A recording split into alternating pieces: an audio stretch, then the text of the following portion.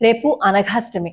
ఎవరికైనా ఆర్థిక ఇబ్బందులున్నా, అసలు డబ్బులు లేవు అని బాధపడుతున్నా అనఘాష్టమి వ్రతం చేయమని చెప్తారు. అయితే దత్తాత్రేయ స్వామి వారితో పాటుగా అమ్మవారిని కూడా కలిపి అప్పుడు మనం పూజించాలన్నమాట. అనఘాష్టమి వ్రతం చేయటం వస్తే మీరు చేసుకోవచ్చు. లేదు అంటే అనఘా అమ్మవారి స్తోత్రం ఉంటుంది, అదైనా చదువుకోవచ్చు. దత్తాత్రేయ స్వామి వారి స్తోత్రం ఉంటుంది, అదైనా చదువుకోవచ్చు. ఈ రెండు కూడా మీకు రావు, వ్రతం చేయటం కూడా మాకు రాదు ఎలా అని అనుకుంటే, గణపతి సచ్చిదానంద స్వామి వారి ఆశ్రమాలు ఉంటాయి, ప్రతి ఊళ్ళోనూ ఉంటాయి.